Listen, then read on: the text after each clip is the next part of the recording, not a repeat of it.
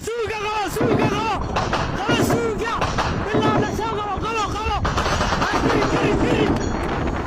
كري سوقه غلط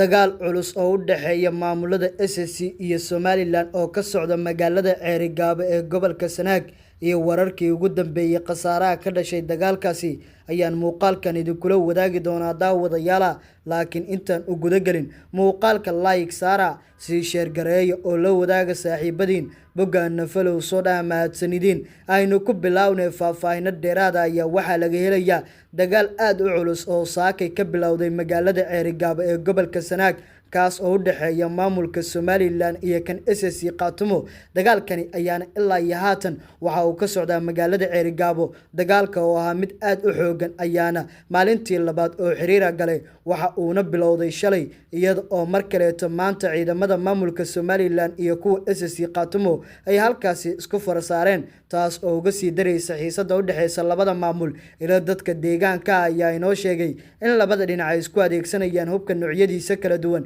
waxaana dadka shacabka ay bilaabeen inay ka barakacaan magaalada Ceerigaabo ee gobolka Sanaag inta la xaqiijiyay waxa dagaalkani ku dhimatay ilaa 15 qofood oo isugu jira labada dhinac ee halkaasi ku dagaalamay iyo dad rayid ah waxaana cabsi balaaran laga qabaa in khasaaraha uu halahaasi ka sii kordho maadaama uu wali dagaalku socdo ma jiro wax hadal ah oo wali ka soo baxay maamulada Somaliland iyo SSC Qaatumo oo ku aadan dagaalka u dhaxeeya labadani maamul ee ka socda magaalada Ceerigaabo ee xarunta gobolka Sanaag wararka ayaa intaasi waxay ku sii darayaan in haatan ay xaaladda faraha ka sii baxayso isla markaana ciidamo iyo gaadiid dagaal ay ku sii qulqulayaan goobta uu dagaalku ka socdo taa oo si abuuri karta xiisad kale oo ka balaaran haatan inta ay ku egtahay xiisada u dhaxeysa maamulada Somaliland iyo SSC Qaatumo maalmihii la soo dhaafay ayaa waxa kacsaneed xaaladda magaalada Ceerigaabo waxaana jiray dibadbaxyo ay dhigayeen dadka shacabka oo looga soo horjeeday dilalka iyo sidoo kale dhibaatooyinka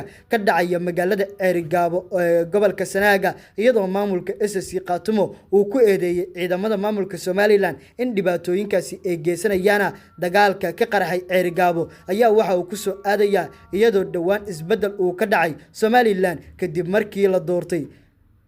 madaxweynaha maamulkaasi oo loo doortay Cabdiraxmaan Maxamed Cabdullaahi Ciro waxaas ay u muuqataa in wali xiisada labada dhinac ay sii socoto oo halkeedii ay tahay maadaama wali uusan go'aan ka gaarin xiisadaha dagaal ee u dhaxeeya maamulka Somaliland iyo SSC Qaatumo Cabdiraxmaan Ciro oo ah madaxweynaha maamulka Somaliland ee dhawaangalka ah daawade haddii aad soo gaartay dhamaadka muuqaalka like saara si share garay oo la wadaag saaxiibada boggaana follow soo dheh mahadsanid